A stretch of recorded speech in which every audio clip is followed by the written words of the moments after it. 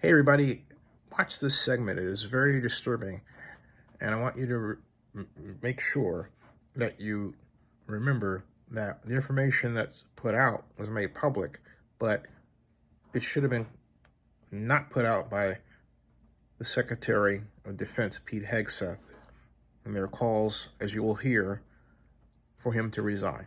Subscribe to Zenny62, the vlog report with Zenny62 on YouTube, and bookmark ZennyReport.com. I think all of us are very familiar with this. Is classified information. This is classified information. It's a weapon system, as well as sequence of strikes, as well as details about the operations. And so I think that, just piggybacking off of what some other members have said, using the DOD's manual as well as the executive order in operation today with the Trump administration, this text message is clearly classified information. Secretary Hegseth has disclosed military plans as well as classified information. He needs to resign immediately. He needs to resign immediately, and a full investigation needs to be undertaken with regard to whether other similar signal chats are occurring in this administration. I'd like to turn my attention to another topic. Director Patel, according to the DOJ, in 2022, the FBI-led Joint Terrorism Task Force, JTTF, in my hometown of Chicago, valiantly led efforts to prevent a plot to attack Naval Station Great Lakes in Illinois. You don't dispute that, do you, sir? I'm not familiar with it, but I don't dispute what you're telling me. Thank you. A memo obtained by ABC 7 News of Chicago said that this task force will now be, quote, actively supporting, close quote, the Department of Homeland Security and its immigration enforcement. You don't dispute that either, do you? I'm just not familiar with it, sir. Okay. Sir, I just have to say, the DOJ has now tasked JTTFs to shift some resources to immigration enforcement efforts. And I don't say this lightly, if there's a terrorist attack anywhere in the country, including in Chicago, and it was because the JTTFs in part shifted resources, they'll be held to pay. Thank you, sir. Gentleman's time has expired. Gentleman from Georgia, Mr. Scott. Wow. Thank you, Mr. Chairman. Director Gabbard, was the target terrorist? All right, when the first strike window starts, target terrorist is his known location, so should be on time. Also, strike drones launch, MQ-9s. Is this sensitive information potentially classified, and is it an actual war plan? I don't think it's a war plan. I think it's a war operation. This is not a plan. They're releasing what's actually happening in real time. And if you were an adversary and you had complete, perfect intelligence, you'd say, well, we already know that. But they don't have any way of knowing when a drone's been launched. They don't know what the target package has been launched. So yes, it would be information that would let you put your air defense on high alert, would tell people to take shelter and do other things. So yes, it's protected, sensitive information. But Wolf, you got to be careful on this, because it may not be classified because nobody put the stamp on it and said secret. It's information that is oral information. It's national security information. It would be classified if it were published in an order, and it would be stamped probably top secret. And if it were in advance, it would probably be compartmented in addition. But as it's spoken like this, I don't want a lawyer to come back and say, well, there's nothing that said it was classified. That's true enough. Yeah, but based on experience, based on your knowledge, this type of information providing specific details about a potential U.S. military airstrike against a target in Yemen, the Houthis in this particular case, that would in fact be classified, highly sensitive information. We just heard from Congressman Jason Crow of Colorado.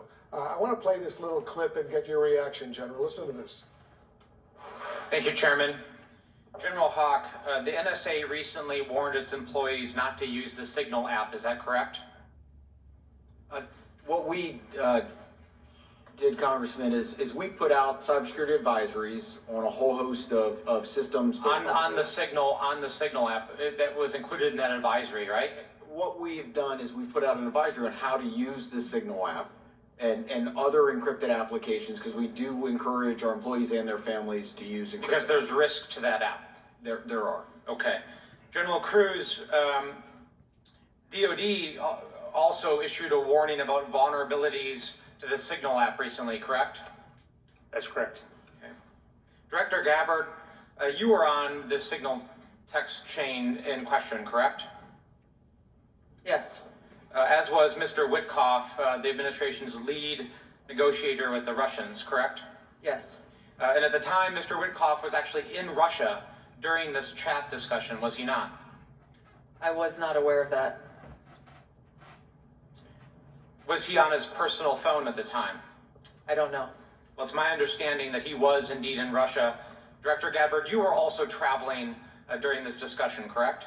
Yes. And where were you? I was traveling through the Asia Pacific region. I don't recall which country I was in at that time. You don't remember the country? I'd have to go back and look at the schedule. Director Gabbard, I want to direct your attention again to the text chain where it says... She remembers the country. That's a lie. Come on, Tulsi, don't do that. Just confirmed with CENTCOM, we are a go for mission launch. Does that indicate to you that there is about to be a military operation? Yes. Director Gabbard, earlier in this hearing, we heard about the DoD's classification standards. I want to now turn my attention to your classification standards. You're the Director of National Intelligence. The Office of the Director of National Intelligence classification guide says, quote, information providing indication or advance warning that the U.S. or its allies are preparing for an attack, end quote, is to be classified as top secret. Are you familiar with that? Yes.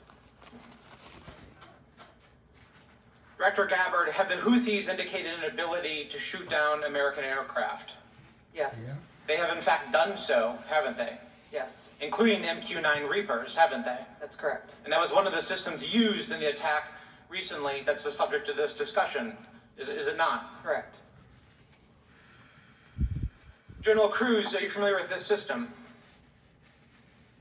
I'm not wearing my glasses at the moment, but... Well, I'll help you out. This is an SA-3 anti-aircraft system. Correct.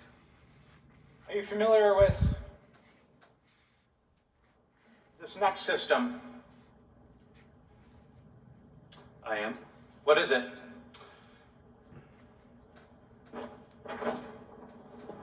I'm going to have to ask you. It's an SA-6. I'm going to guess that... This is also an advanced anti-aircraft system, is it not? It is. It was used widely in the Balkans in the 90s, correct? And the Houthis also have this system, don't they? They certainly do. And they've employed it against our aircraft, have they not?